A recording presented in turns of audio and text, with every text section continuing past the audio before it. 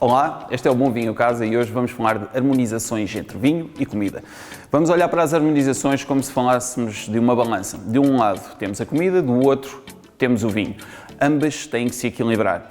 Portanto, comidas pesadas pedem vinhos mais pesados para equilibrar a balança. Comidas mais leves pedem vinhos mais leves. Comidas com gordura pedem vinhos com mais acidez e doces devem ser harmonizados com vinhos doces e carne vermelha pede taninos. Querem saber porquê? Então é o que eu vou explicar a seguir.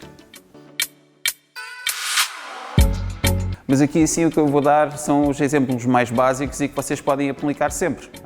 E é isto que eu quero que vocês retenham para vocês conseguirem aplicar em casa ou da próxima vez que forem comprar um vinho. O objetivo básico da harmonização é que ambos os elementos se completem e que melhorem a experiência. Para isso devem estar equilibrados e em harmonia. Daí a história da balança. Vocês imaginem uma balança que tem dois pratos, de um lado e outro do outro.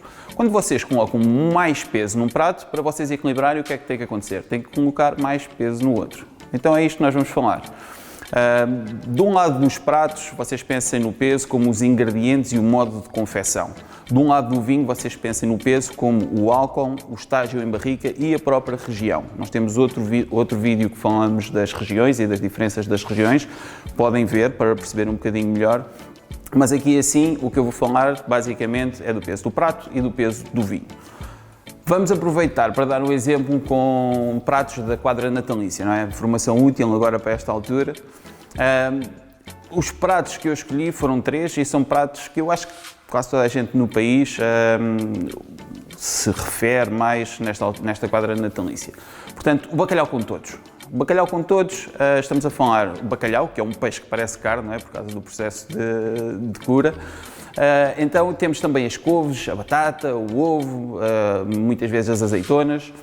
Então estamos a falar num prato que, apesar de ser de peixe, já tem algum peso. Há uma regra que os brancos devem ser harmonizados com peixe, ou que os peixes devem ser harmonizados com vinhos brancos. No caso do bacalhau, há aqui uma exceção, porque, precisamente como eu falei, é um peixe mais estruturado e também, muitas vezes, a forma como ele é confeccionado também o torna mais pesado. Então, aqui o que é que nós vamos escolher? Se escolhermos um vinho branco, nós vamos escolher um vinho branco mais encorpado, com estágio em barrica. Porquê? Porque o bacalhau é pesado, então o vinho que está aqui assim não pode ser um branco leve ou um rosé mais leve. Tem que ser um branco já com algum corpo, algum peso que equilibre o próprio prato. Ou então um vinho tinto.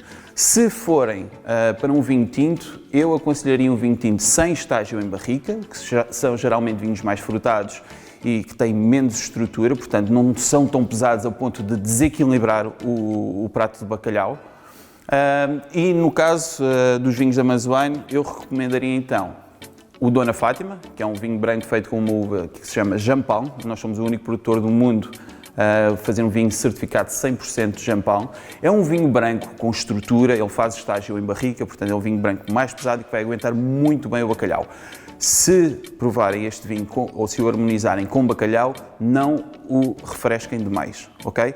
Quanto mais gelado, quanto mais frio o vinho está, mais encolhido ele fica. Então, se vocês o deixarem para uma temperatura de uns 12, 13 graus até, ele vai crescer, vai-se notar mais o estágio em barrica, então o vinho ganha mais corpo e isso vai permitir com que ele harmonize melhor com o bacalhau.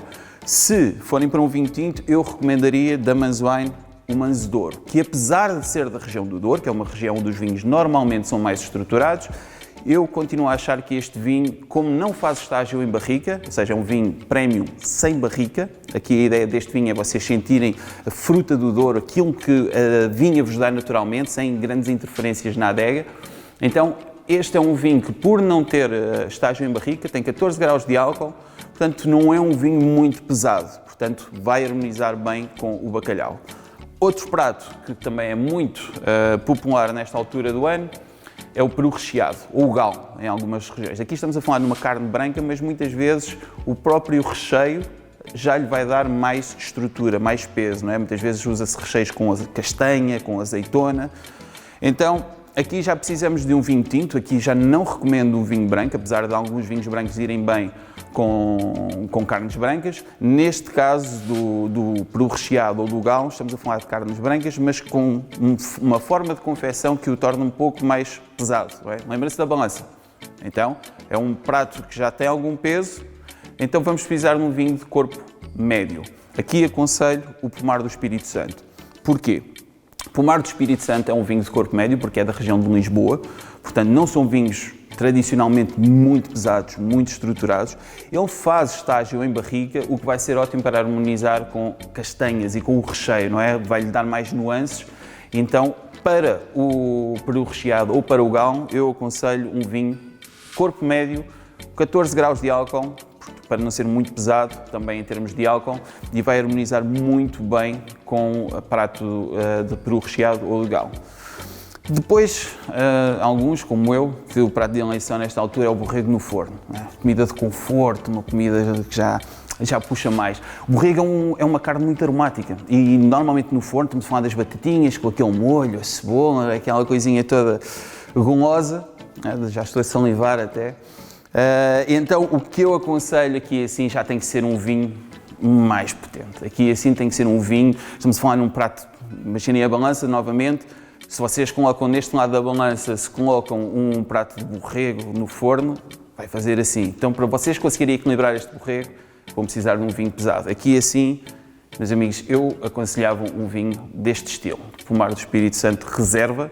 É uma edição limitada que nós só fazemos quando são colheitas de muita qualidade e a diferença do Pomar do Espírito Santo Reserva para o Pomar do Espírito Santo normal é que este aqui é 100% barrica nova, trabalho francês novo, portanto é um vinho que também fazemos uma seleção das melhores parcelas das vinhas que nós temos aqui assim em Cheleiros. Tem um pouco mais de álcool, já tem 14 graus e meio.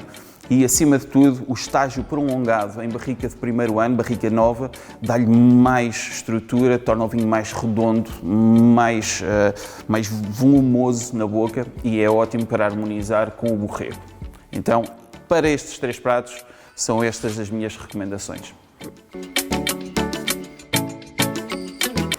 Bom, eu falei dos nossos vinhos.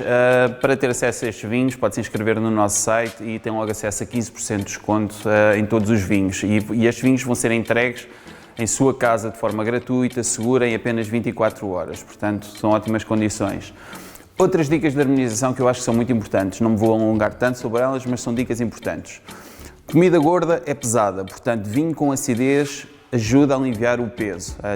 Se vocês pensarem em pratos típicos, como por exemplo uma lampreia ou regiões à minhota, pensem em vinho verde tinto, que é o vinho tinto que eu acho que tem mais acidez. Pensem em doces com vinhos mais doces, para não sentir tanta diferença. Vocês estão a comer uma coisa doce e se meterem um vinho pouco doce ou amargo, o doce vai parecer muito doce e o vinho vai parecer muito amargo. Então, quando harmonizamos doces, convém aproximar o nível de doçura. Carne vermelha pede taninos. Os taninos ajudam a aliviar a sensação de peso e também da estrutura.